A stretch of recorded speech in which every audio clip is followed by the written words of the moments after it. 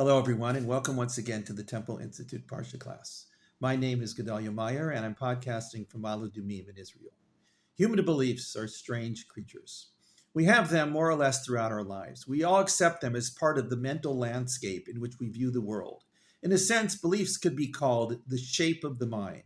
They are what determines how we think about things, and they play a huge role in how we make the choices that shape who we are. But what are they? Why should something as fickle as a belief have this oversized role in our fate? Are they really anything more than a good guess as to what is actual reality? We really do not know if any of our beliefs are true. We believe them, but that by definition means that we don't really know if they are true. But we put so much stake in them that we seem to have convinced ourselves of their absolute veracity. If beliefs are really nothing more than biased impressions, why do we allow them to guide our destinies? When we contemplate the huge influence our beliefs have upon us, we realize how difficult it is to change a belief. This probably happens to everyone at various stages of their lives, but it doesn't necessarily take place as often as we might expect. Changing beliefs is like changing the course of an ocean liner. It can be done, but it requires a great deal of time and patience and a hefty supply of force. These things don't really want to budge. To get them to, we have to either be shaken to the core by some powerful opposing influence, or they wear away like erosion on a rock face. When faced with the former, we usually find that we have lost some sense of equilibrium and stability in our lives. When the latter occurs, we hardly notice it. But when we look back, we realize that we are not the same people that we used to be. It seems that beliefs change more rapidly when we are quite young.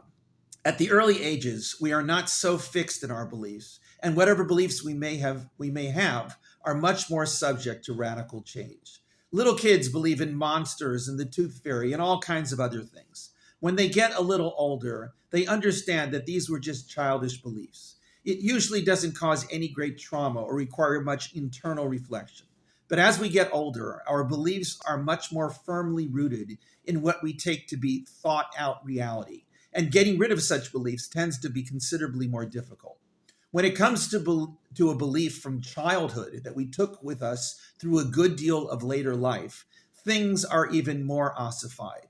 Eliminating these from our minds typically tends to be a life-changing process. It is not easy to do, and it's not easy to handle the repercussions.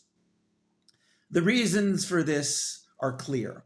The beliefs that we have always had and which have survived the turmoils of adolescence and early adulthood are those which have really become part of us. How this actually happened is not important.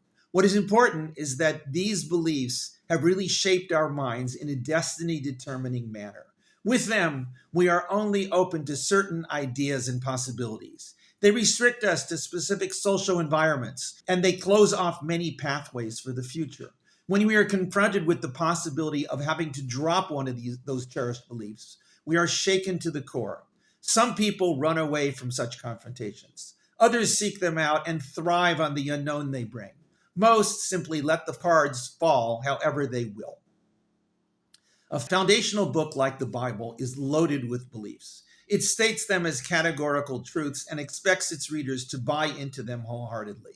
But it also gives examples of beliefs that were widespread at the time, but were intended to be expunged from the minds of its faithful. Among these are the beliefs in paganism and idolatry, a common topic of the Bible.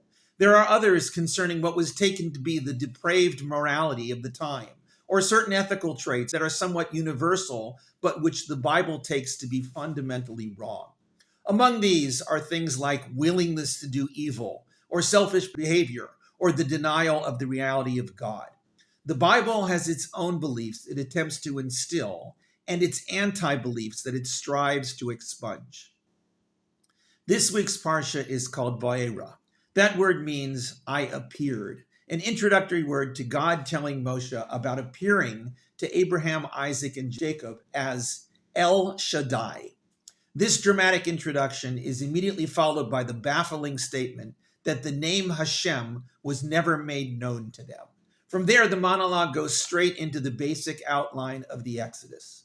Fulfilling of a covenant, hearing the cries of the Israelites, bringing them out of Egypt and saving them from slavery.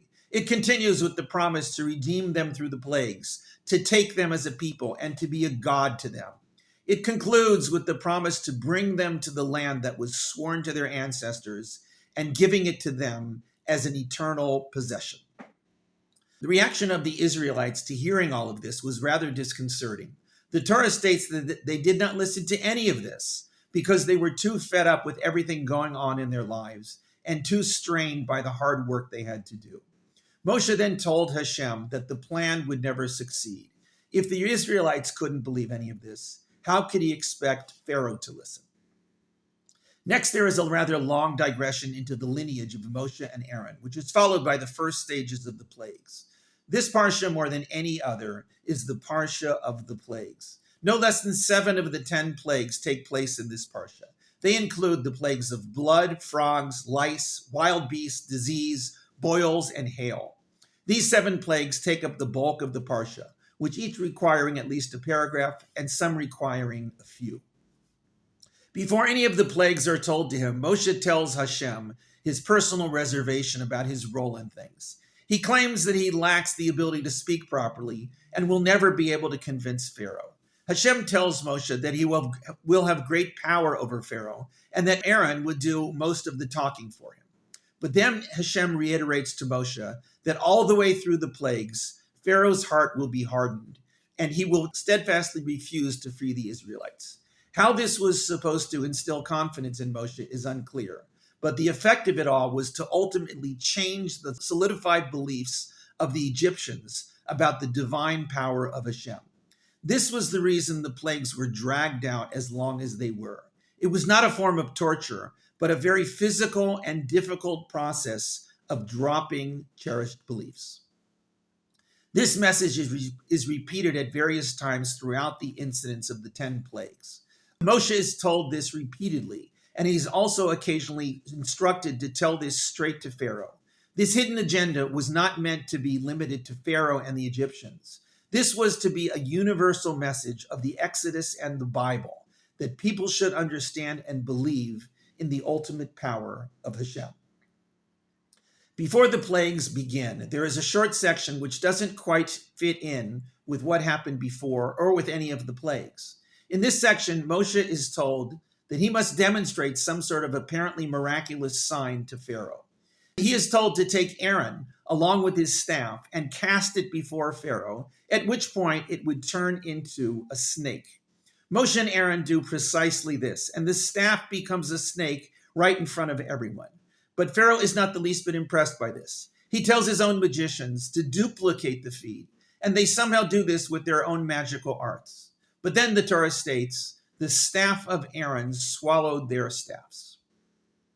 The end result of all of this was that Pharaoh's heart was hardened for the first time, and he didn't listen to whatever their message was supposed to be. The very next verse introduces the first plague, water turning into blood. This first thing with the staffs turning into snakes is promptly forgotten as the plagues get more and more difficult to struggle with. The staff thing is never considered one of the plagues, since nothing of great damage actually occurred. It is just a small episode that was meant to get things rolling along. But what was the point of it anyway? Moshe, who grew up in the court of Pharaoh, must have known that such forms of magic were common in Egypt. He surely understood that this would have no effect whatsoever on Pharaoh, which is precisely what did happen. Why did Hashem tell Moshe to do something that was clearly not going to go anywhere and would do nothing to change Pharaoh's mind?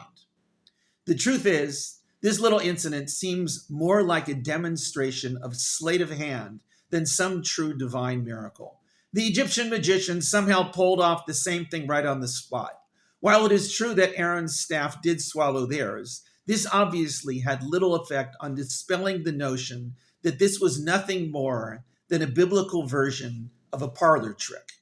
Why was Moshe told to do this at all? It left no lasting impression and should have never been expected to achieve one.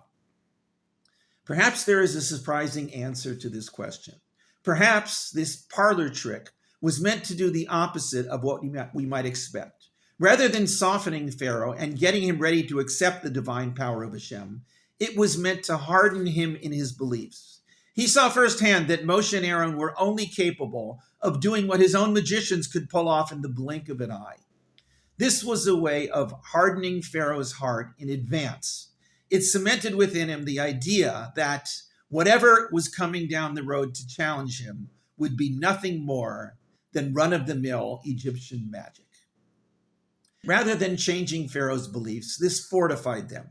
That was the purpose of this little exercise. It was a setup to make those beliefs, however strong they were before, into rock-solid convictions that would have to be slowly eroded through the cataclysmic events of the plagues. That's what all this really was, a classic biblical demonstration of the difficult and sometimes torturous process of changing beliefs. When those beliefs are ossified by life experiences and prior convictions, they are almost impossible to change. But the story of the plagues and the Exodus proves that even such beliefs can be removed. It may take catastrophe to eradicate them once and for all, but it can happen. Beliefs are our anchor among the vicissitudes of life. They serve a very positive function in ensuring that we are on firm footing as we make choices and shape our minds. But they can also be like addictions that hold us back when we want to or should move in a different direction. They are firmly embedded within us, but the possibility of changing them for better or worse is always there. Shabbat Shalom.